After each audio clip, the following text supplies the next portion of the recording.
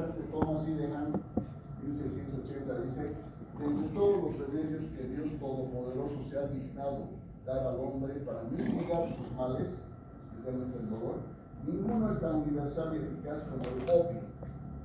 El opio, lo máximo como analgésico, lo máximo. Ahí está el opio. Opio, opos, del griego jugo, opios. Y morfina, por Morfeo, Dios griego del sueño, Morfeo, morfina, porque induce al sueño la morfina. De ahí viene la palabra entonces opos, jugo, y morfina, del Dios griego Morfeo. Esto ya sabemos, ¿se acuerdan? La lesión, viene una lesión ahí, puede ser un golpe o una aguja. ¿Y qué se produce? Se produce prostaglandina, se produce bradipinina, se produce histamina, las células cebadas. Todo eso produce, estimula las terminaciones nerviosas, va por la asta dorsal, sube al sistema nervioso central.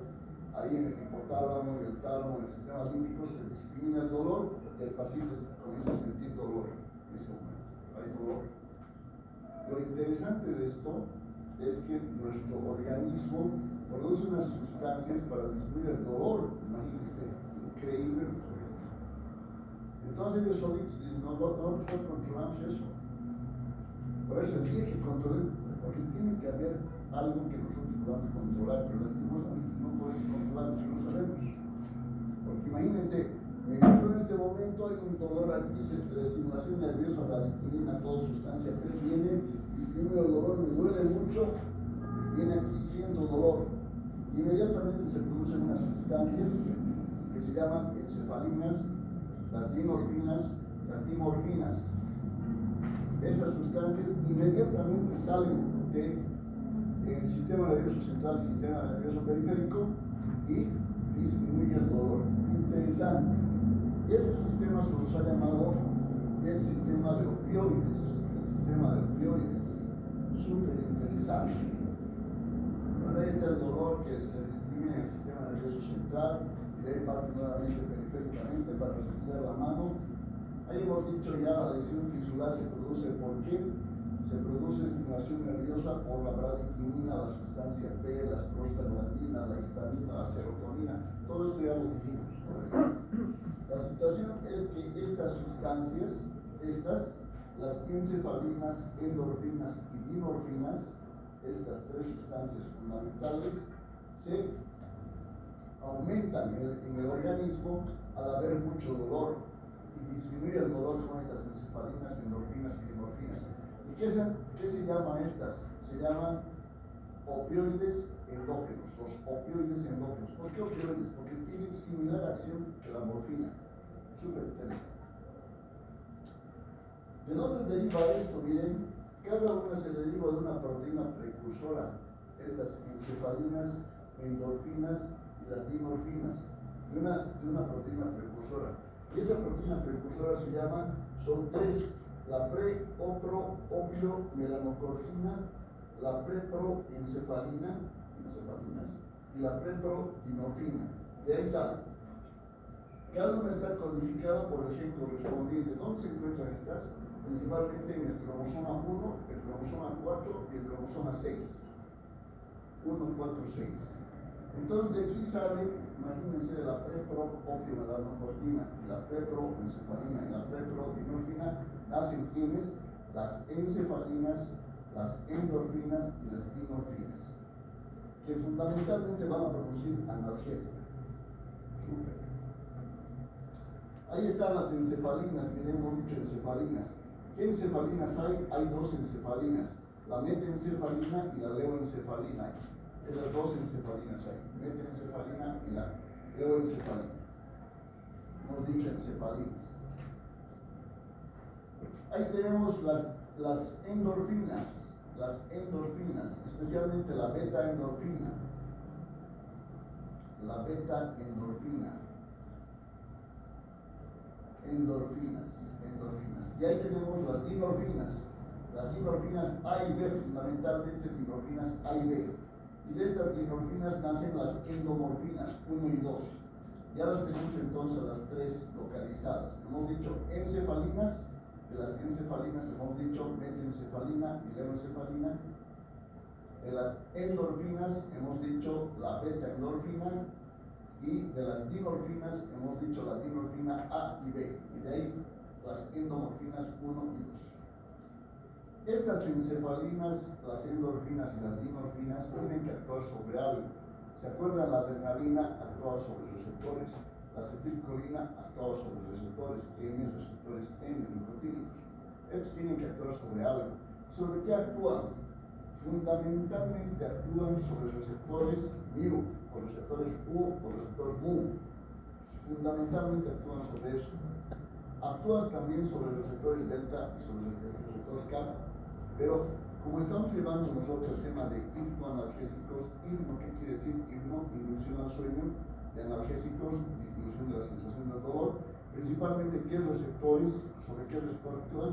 Son receptores mu o mu, fundamentalmente, más que delta y kappa. Delta y kappa secundarios para otras cosas. Estos receptores son asociados a proteína G. ¿Se acuerdan? Teníamos receptores muscarínicos, ¿se acuerdan? De la proteína G, de la adenosiclasa, de la MP, de la proteína quinasa, ¿se acuerdan? Igualito esto actúa. Estimulan a la proteína G, ese es el segundo mensajero. Y se produce AMP y se produce la proteína quinasa. Y ahí actúan estos agentes, es decir, las encefalinas, las endorfinas y las dinorfinas. Ahí está. Y estos receptores se llaman receptor MOR, receptor DOR y receptor COR. Receptor MOR, DOR, COR. ¿Y sobre cuál fundamentalmente actúan estos? Hemos dicho sobre los receptores. ¿Qué receptor? MOR. Receptor MOR. Ahí está la proteína G, miren. Ahí está el receptor MOR, ahí, y se estimula ese receptor. ¿Y qué estimula? La proteína G. La proteína G está ahí. ¿Qué pasa con la proteína G? Se activan los canales de potasio. Y se cierran los canales de calcio. Entonces se activan los canales de potasio y se cierran los canales de calcio. Esta acción de la salida de potasio y esta gran cantidad de calcio en el intracelular, ¿qué pasa? Se hiperpolariza la membrana. Eso es lo que hace la morfina, hiperpolarización de esta membrana. Ahí vemos se produce disminución de la adenosiclasa. La adenosiclasa que produce disminución de la MP, que produce disminución de la proteína quinasa. Y ahí está la adenosiclasa. Y esta de aquí, miren qué interesante, la MAP-quinasa, la cascada MAP-quinasa, que hace la G-proteína, va a producir la fosfolipasa 2. ¿Se acuerdan la fosfolipasa 2? Que va a producir ácido araquidónico y va a producir las prostaglandinas, ¿se acuerdan? De los aires. Y eso es lo que hace estos medicamentos que se llaman hipnoanalgésicos. Entonces, producen la activación de los canales de potasio y disminuyen la activación de los canales de calcio. Estimula a la G-proteinasa y por tanto disminuye la adenosiclasa. Y la MAP-quinasa cascada aumenta la fosfolipasa 2. Perfecto.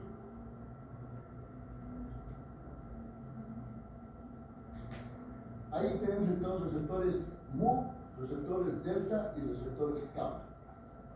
Y los últimos que han aparecido son los famosos receptores de nociceptina, que se llaman los receptores NOP o NO3. Entonces, 4 tipos de receptores tenemos para los opioides. Receptor mu, que son los que más vamos a actuar, van a actuar más sobre eso. Receptor delta, receptor kappa y receptor de nociceptina, el NO3. Son 4 receptores. Y ya está. Los receptores mu, ¿quiénes actúan sobre los receptores mu? Hemos dicho las encefalinas, las endorfinas y las dinorfinas. Todos actúan sobre los receptores mu. ¿Quiénes actúan sobre los receptores beta o delta? Encefalinas, endorfinas y lo mismo. ¿Quiénes actúan sobre el receptor kappa? Los mismos. ¿Quiénes actúan sobre esto? Los mismos, ¿no? Ya sabemos, los mismos. Perfecto. Los receptores mu, especialmente cuando van ahí las encefalinas, las endorfinas y las dinorfinas, que producen, fundamentalmente producen analgesia. Por eso estamos estudiando el día de hoy, porque son los analgésicos más potentes. ¿Qué acción más pueden tener? Pueden producir sedación, pueden producir depresión respiratoria, pueden producir enriquecimiento del tránsito gastrointestinal y tienen efecto antidiurético y bradicardia y euforia. Eso es lo que vamos a estudiar el día de hoy. Todos estos medicamentos que se parecen a la acción de las encefalinas y morfinas, ¿dónde actúan? Sobre los receptores MU. ¿Dónde actúa, por ejemplo, la morfina? Actúa sobre los receptores MU. ¿Qué produce la morfina? Va a producir fundamentalmente analgesia. ¿Qué más va a producir?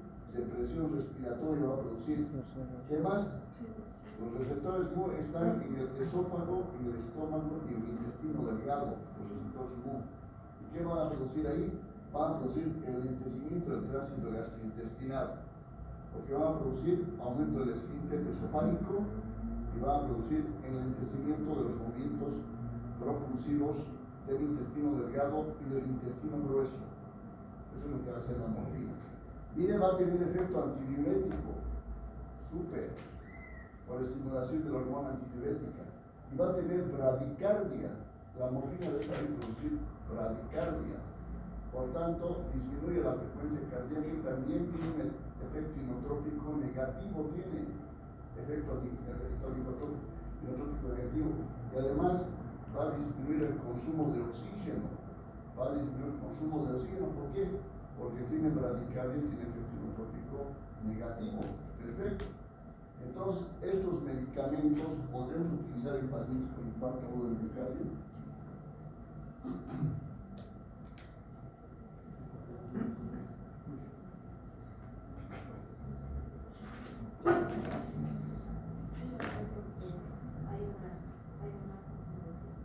Claro, va a haber menor consumo de oxígeno, ¿no? ¿Por qué? Porque hay bradicardia y hay efecto inotrópico negativo. Todo medicamento que disminuye la fuerza de contracción va a disminuir la frecuencia cardíaca, va a disminuir el consumo de oxígeno y podemos utilizar esta presión de infarto de cardio.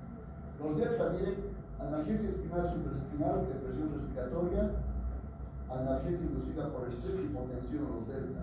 Los kappa, analgesia espinal supraespinal, disminuye reflejos visceromotores y favorece diuresis.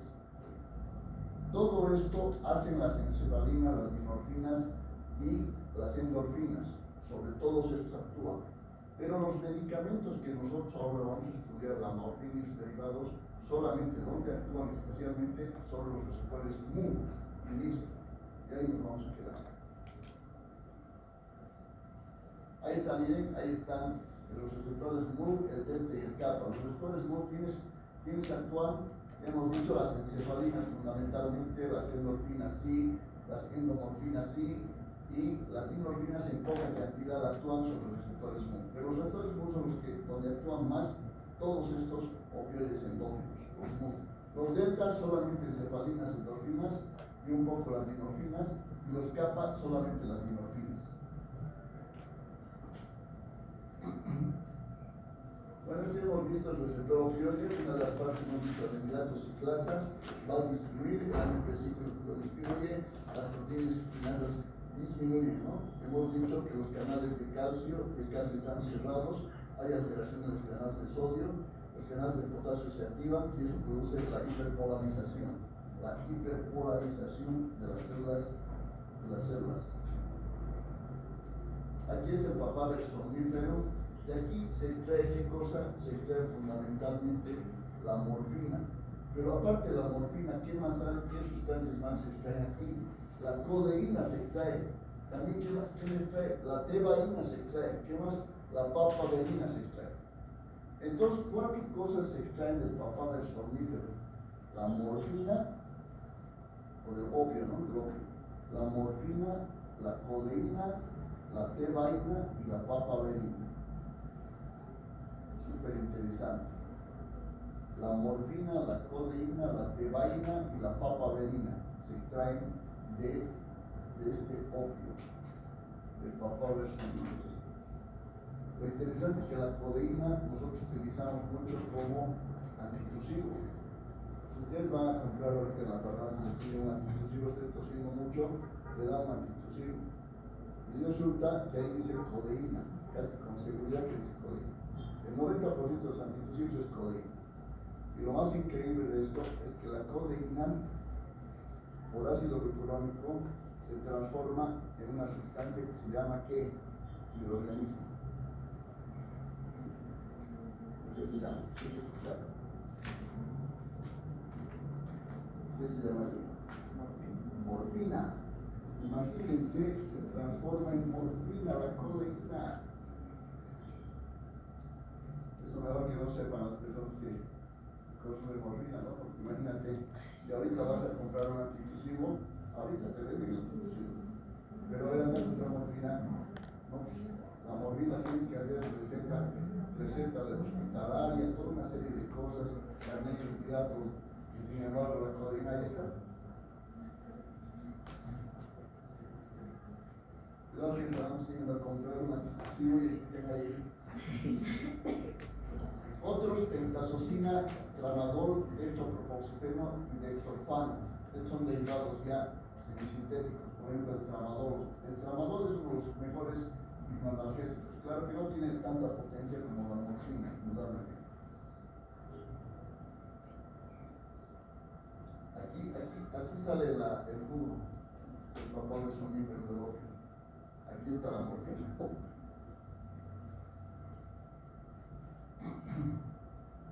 Ahí está la clasificación.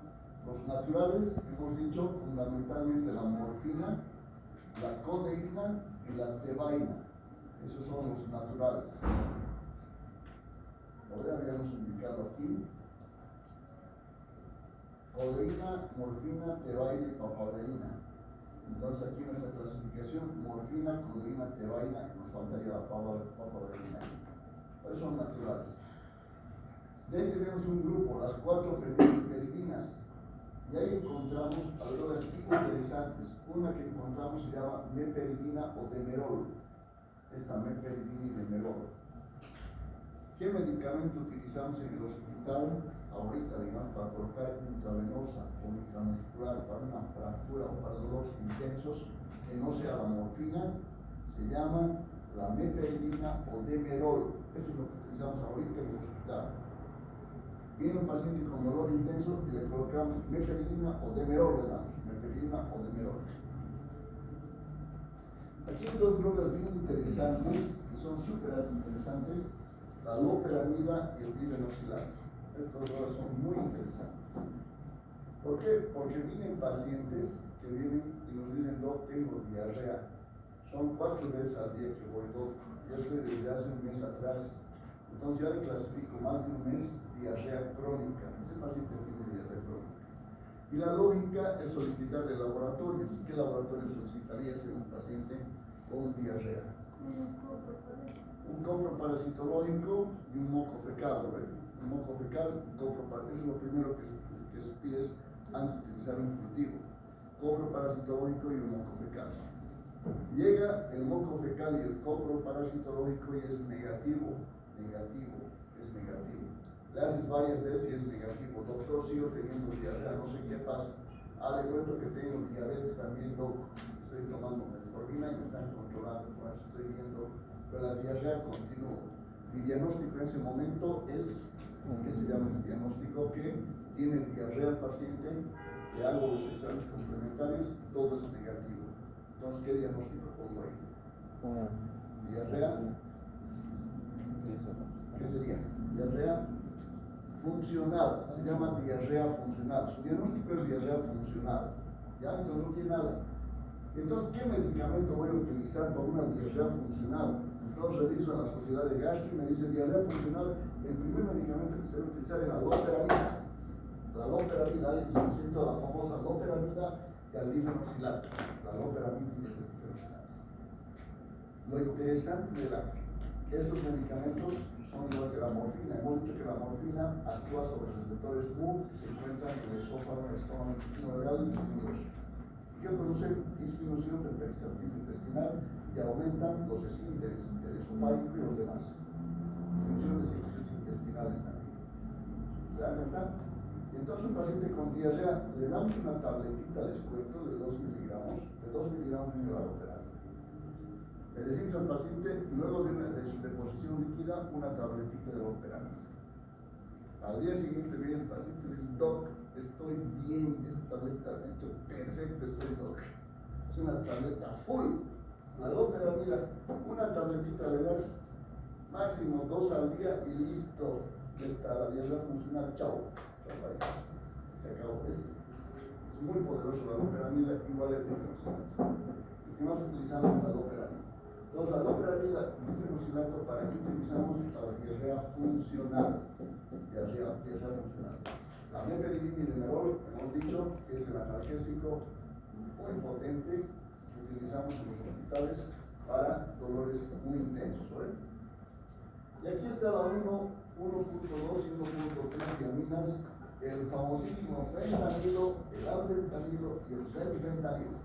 Aquí están estos súper, que son súper analgésicos, 300 veces más potente que la morfina. Imagínense, 300 veces más potente que la morfina. Los AINES quedan aquí, la acción analgésica es aquí de la morfina, y imagínense de la fentanilo 300 veces más potente, son súper archipotentes. Y como son súper archipotentes, no utilizamos nosotros por intravenosa o algo así, para un dolor solamente. Porque ya con el demerol y la morfina ya está cubierto el tema de dolores intensos. ¿Para qué utilizamos? Esto utilizamos para la analgesia intraoperatoria. Entonces el paciente ingresa a una operación de vesícula, le ponemos nosotros la anestesia general y ¿qué más le damos? Le damos hipnoanalgésicos. ¿Qué tipo de hipnoanalgésicos? Los 1.2 y 1.3 diaminas. Ahí está el fentanilo, el anfentanilo, remifentanilo. Es lo que le damos. ¿Listo? Entonces en anestesia general solamente utilizamos estos medicamentos. En anestesia general. Semisintéticos tenemos ahí la famosa heroína, que no la utilizamos médicamente, pero ahí está, la heroína, la epimorfina y la nalorfina. Y en derivados morfinómicos tenemos algunas drogas interesantes, como por ejemplo la naloxona y la naltrexona. Estos dos medicamentos, naloxona y naltrexona, la utilizamos ¿para qué? ¿Para qué utilizamos? Es antagonista antagonistas de estos medicamentos. Cuando damos mucha dosificación de estos medicamentos para revertir los efectos de la morfina, damos la naloxona y la naltrexona. En este grupo de naloxona y naltrexona también está la oxicodona. La oxicodona es un buen analgésico, es muy buen analgésico la oxicodona.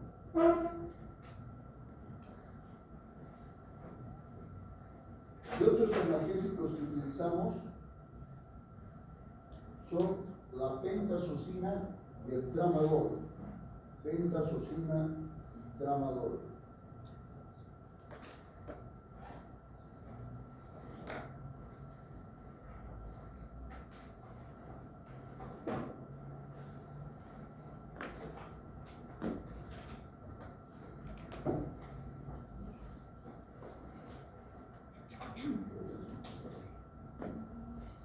Ya, doc, nos han dicho que para un dolor leve que utilizamos AINES. Para un dolor moderado, doc, ¿qué vamos a utilizar? La pentazocina y el tramadol. La pentazocina y el tramadol. Doc, para un dolor muy fuerte, ¿qué vamos a utilizar? El demerol, la buprenorfina y la oxicodona. Demerol, oxicodona y la buprenorfina. Para un dolor intenso. Bueno, aquí están los potentes, morfina, la meperidina, hemos dicho, la oxicodona, la buprenorfina, ¿no? Potentes, morfina, metadona, meperidina, oxicodona, hidromorfona, fentanilo, remifentanilo, buprenorfina. Moderados, prodeína y dopolona, aquí entraría también, ¿cuál estaría aquí? El tramadol entraría y la pentazocina, ¿no? Muy bien. Eso por haber, porque no traído los cargadores, estamos sin problemas. Mire, MOR, localización del ADN del receptor sanguíneo en el sistema nervioso central, MOR. ¿Dónde especialmente el MOR se sitúa? Amígdala, ganglios de la raíz dorsal, hipocampo. Pero también está el caudado cutáneo, el tálamo y el tema medular. Fundamentalmente hemos dicho, cuando estas encefalinas actúan sobre el receptor de MOR, ¿Qué hace? Pues fundamentalmente actúa sobre el dolor. El dolor, igualito, actúa casi similar. Amígdala, gánglio de la raíz dorsal, hipotálamo. ¿Qué hace? Modula el dolor y el estado de ánimo. Modula el dolor y estado de ánimo los receptores DOR. Modula el estado de ánimo. ¿Cómo modula el estado de ánimo? Euforia. No se pone bien. Las encefalinas, las endorfinas nos hacen comer bien. ¿Se dan cuenta? ¿Y sobre qué receptor actúa? Sobre el receptor DOR. En cambio, el tema de analgesia solamente actúa sobre el receptor MOR. COR. El receptor COR, donde amígdala, gánglio de la raíz dorsal, hipotálamo, igualito que las otras. ¿Qué hace? Regula la diuresis. Interesantísimo, regula la diuresis. Control de alimentos, el dolor y el estrés.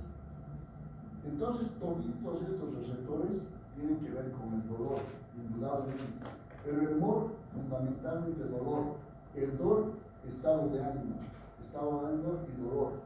El COR, lógicamente el dolor, regula la diuresis y control de alimentos y el tema del estrés.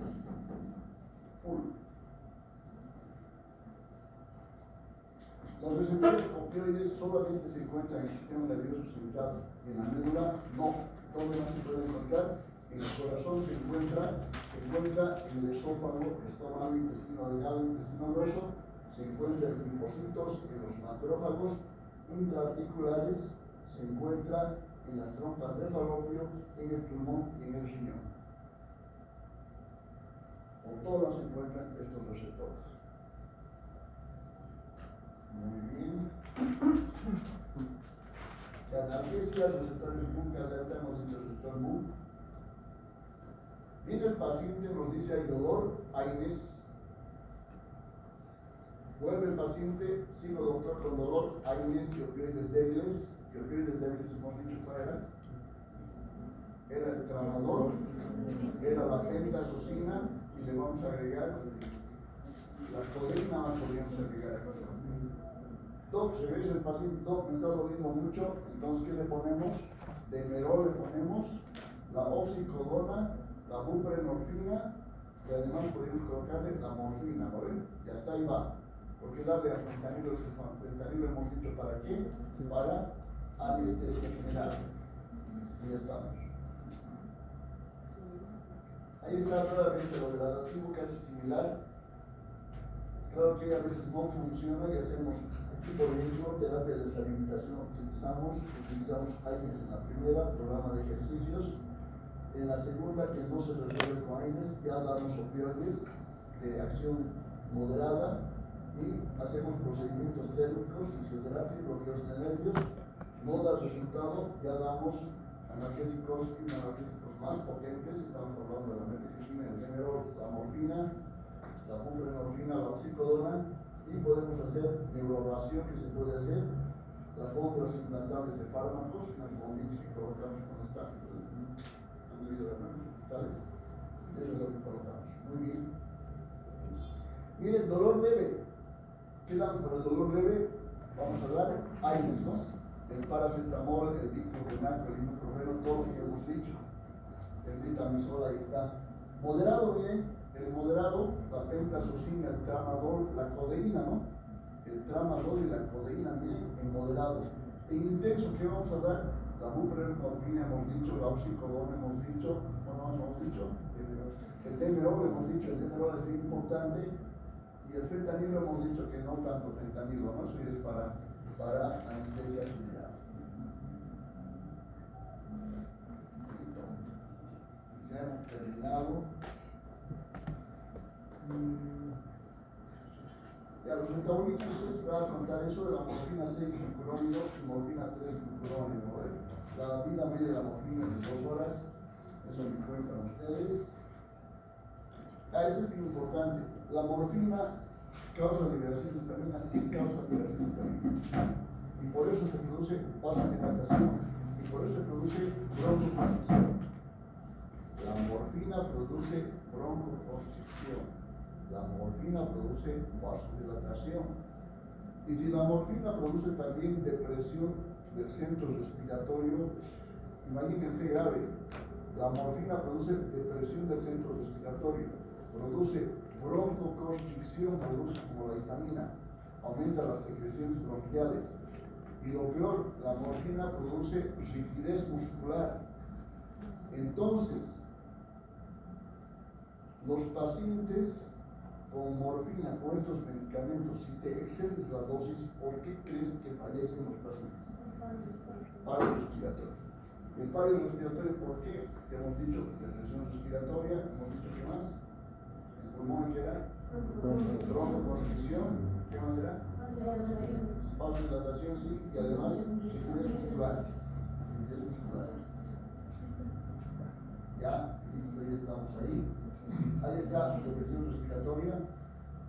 Una de las cosas interesantes de este medicamento, la morfina, es que disminuye la sensibilidad del centro respiratorio al dióxido de carbono. Eso es grave, porque normalmente nosotros, si ahorita no respiramos, por ejemplo, hablan del sueño, los dolitos, si no el pijo y lo ven, están respirando, y hay un rato que se quedan y no respiran los dolitos. Es la apnea obstructiva, a ver si no el pijo, no respiran. ¿Y por qué respira inmediatamente? Porque se acumula dióxido de carbono. Se acumula dióxido de carbono en el sistema carotídeo y dice respirar rápido, porque la saturación de oxígeno va bajando. Y el paciente comienza, luego se compensa. Pero ¿qué pasa con estos medicamentos? Miren, disminuye la sensibilidad del centro respiratorio al dióxido de carbono. Entonces, encima del pico se queda así. Y como hay disminución de la sensibilidad del centro respiratorio al dióxido de carbono, se acumula no al dióxido de carbono, se acumula dióxido de carbono, y ¡pac! Paro respiratorio y fallece el paciente por acidosis respiratoria. Se murió el paciente. ¿Ya? Entonces, eso es muy importante. Estos medicamentos antes se utilizaban para el síndrome de mal de altura, para la enfermedad de Monge, o para la enfermedad pulmonar obstructiva crónica. ¿Por qué? Porque cuando un paciente tenía un edema agudo del pulmón, cuando venía, digamos, de Miami, los que tienen más edema agudo del pulmón, por si acaso, son nosotros, no son los extranjeros. Pero como los extranjeros vienen de un lugar bajo, del mar, por ejemplo, vienen a la altura, raras veces hacen edema agudo del pulmón. En cambio, nosotros que bajamos abajo al mar y regresamos, nosotros somos los que hacemos edema agudo del pulmón. Y cuando hay edema agudo del pulmón, ¿qué pasa? Vamos respirando rápido y nos desesperamos porque estamos respirando rápido. Si tú le das morfina a un paciente, disminuye la ansiedad, hemos dicho efecto de capa, ¿por qué? Disminuye el estrés. Estás tranquilo y como se acumula el dióxido de carbono y no estás respirando con el edema del pulmón rápido, lógico, porque se acumula el dióxido de carbono. Pero como te disminuye la sensibilidad del centro respiratorio al dióxido de carbono, entonces te permite que respirar despacio. Claro que eso tienes que ver bien con gasometría, tienes que ver con saturación, todo bien, porque se te puede ir la mano. ¿Por qué? Porque como el paciente tiene broncoconstricción con estos medicamentos y además se deprime el centro respiratorio y hay rigidez muscular, todo dependiendo de la dosis, te puedes liquidar totalmente. Si está con un EPO-edema del pulmón, más eso, le está listo el paciente, tienes que estarlo viendo y además colocando en las dosificaciones. Bueno, pero la situación es que estos medicamentos disminuyen la sensibilidad del centro respiratorio al dióxido de carbono, produciendo acidosis respiratoria. Y otra cosa importante que siempre hay que tener en cuenta es que estos medicamentos producen rigidez muscular. Eso es bien importante, rigidez muscular. ¿Por qué hay hipotensión arterial? ¿Por qué hay hipotensión arterial en el paciente? Por lo que es la vasodilatación. Que va a producir la histamina, que libera histamina e hipotensión. Perfecto. Ya sabemos que con eso. Se prime el reflejo crucígeno. Sí, actúa sobre el centro crucígeno en el bulbo raquídeo. Por ejemplo, hay un medicamento que se llama codeína. Les he dicho, es una aplicación por la codeína. La codeína inhibe la tos porque actúa sobre el centro crucígeno. ¿Dónde se encuentra el centro crucígeno? Se encuentra en el bulbo raquídeo. Miren qué hace aquí la morfina y los derivados. Miren, disminuye la frecuencia respiratoria. Grave. Claro, porque se acumula el dióxido de carbono y ya no te estimula el centro carotídeo, pues, porque se acumula el dióxido de carbono y eso es lo que permite la morfina, ¿no? Entonces, te disminuye la frecuencia respiratoria en vez de aumentar. Miren, por el volumen respiratorio por minuto disminuye, tu volumen corriente disminuye y la rigidez de la pared torácica. Entonces, si nos preguntamos qué puede ocurrir con la morfina en un paciente respecto al tema respiratorio, nosotros tenemos que decir hay depresión del centro respiratorio, la frecuencia respiratoria baja, el volumen corriente baja y hay rigidez muscular y además el dióxido de carbono se acumula. Por eso fallan los pacientes. Muy bien. Otra cosa, estos medicamentos lógicamente están discontinuados. Estos medicamentos están discontinuados en el tema del embarazo. Están discontinuados. Porque, por ejemplo, tiene una paciente con un intenso dolor en el trabajo de parto, estos medicamentos no pueden darles. ¿Por qué? Porque el bebito nace y como son mínimos solubles, pasa a la barrera transplacentaria, va al bebito, se produce depresión respiratoria, la frecuencia respiratoria aumenta, todo lo que le hemos dicho, rigidez muscular y hace paro respiratorio del bebito. Puede fallecer. Entonces están contraindicados los medicamentos en el embarazo, ¿no? Bueno, ahí se acabó la clase. ¿Qué más quería decirles?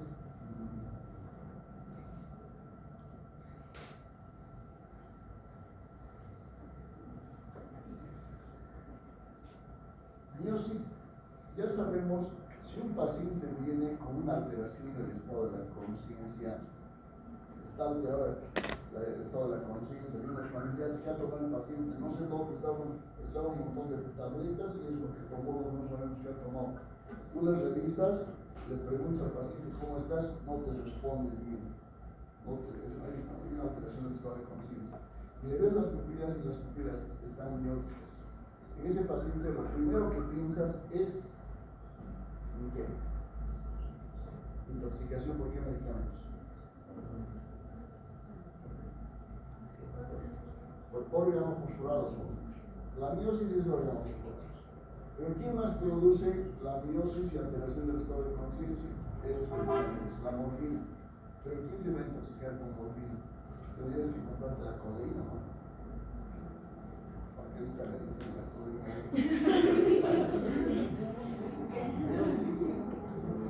Miosis, ¿por qué produce miosis la morfina? Porque produce estimulación del núcleo de Ringe-Westphal.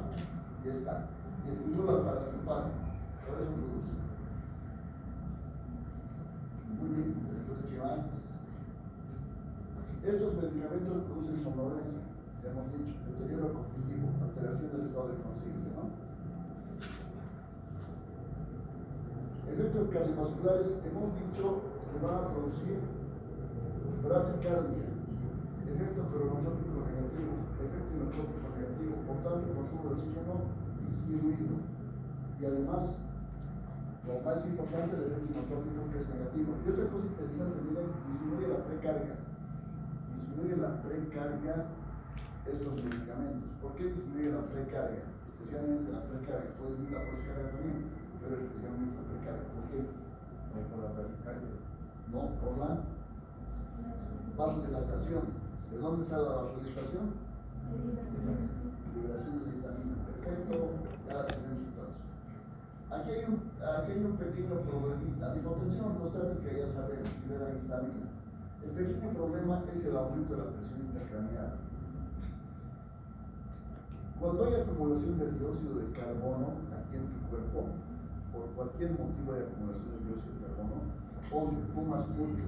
Cuando uno fuma mucho, se produce la bronquitis crónica. Si tienes bronquitis crónica, eso se traduce en una enfermedad pulmonar obstructiva crónica, EPOC, ¿no? ¿Qué pasa en este paciente? Tiene dióxido de carbono alto. Y si tienes con estos medicamentos que estás tomando, que está en la música del mismo, aumenta la presión intracraneal. Imagínense, y puede ocurrir cualquier problema a ese nivel del sistema nervioso central por aumentar la presión intracraneal. Imagínense un paciente con hipertensión arterial. un paciente con hipertensión arterial, un paciente que ha tenido una lesión muscular, ¿por qué? Porque se aumenta la presión intracraneal. ¿Por qué se aumenta la presión intracraneal? Por aumento de dióxido de carbono.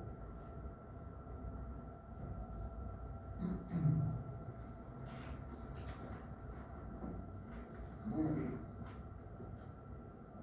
Doc, podemos saber que el medicamento tiene un paciente con un dolor abdominal intenso. Cuando hay dolor abdominal intenso, el abdomen está en tabla, el toque está en tabla, los ruidos cerebrales negativos, no escucho ningún ruido horario. ¿Qué estudio de gabinete le solicitas? ¿Qué estudio de gabinete le solicitas? No, primero que si viene un paciente con dolor intenso, está doliendo mucho, ruidos cerebrales negativos, y le tocas la barriga, no está blandita, está en tabla. Es un abdomen agudo, no sabemos si es quirúrgico o médico. Le pides una radiografía del abdomen. El primer examen que tienen que pedir es una radiografía del abdomen. Y miren, esta es la imagen escalera, ¿no ven? Miren, escalera. Niveles hidroaéreos también. Cuando ustedes vean estos niveles hidroaéreos, ha habido una perforación ahí que puede ser intestino delgado y intestino grueso de este paciente. Es un abdomen agudo quirúrgico. Entonces uno dice, doc, ¿puedo colocar estos medicamentos anteriores de la morfina a este tipo de pacientes? Podemos colocar, pero hay una cosa importante. Estos medicamentos disminuyen la actividad del peristaltismo intestinal. Ahorita ese peristaltismo intestinal está aumentado, así está, porque no está funcionando. Y nosotros le damos este medicamento, se dilata más todavía, las terminaciones nerviosas se estimulan, hay mayor dolor. Entonces, medicamentos que no están indicados acá, aunque son muy potentes, tenemos que utilizar otro tipo de medicamentos. ¿Listo? Ahora hay otra cosa importante. Viene un paciente, le duele mucho, le hacemos la radiografía de abdomen y está normal. Le hacemos la ecografía de hígado y vías biliares. Oh, no, te duele aquí. Ecografía de hígado y vías biliares. El informe nos dice colecistitis crónica litiásica. Lo que está doliendo mucho, por favor, algo. Le doy el Demerol y lo peor es que se cierra el esfínter de Oddi. Y hemos dicho que una cosa importante, la pancreatitis aguda, la fisiopatología de la pancreatitis aguda es el aumento de la presión intraluminal. Cualquier cosa que se produzca aumento de la presión intraluminal te produce pancreatitis aguda. Estos medicamentos que pueden producir pancreatitis aguda, sí te pueden producir pancreatitis aguda. ¿Por qué?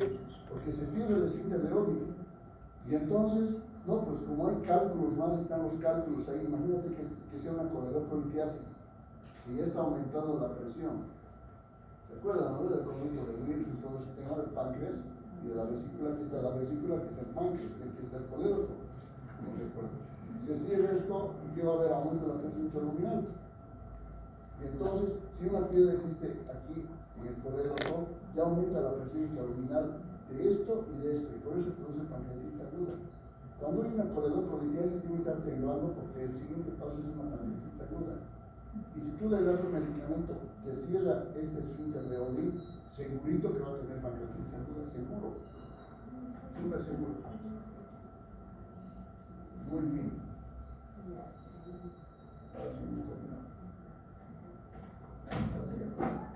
Muy bien, entonces, por favor, en nuestros grupos, veremos los objetivos.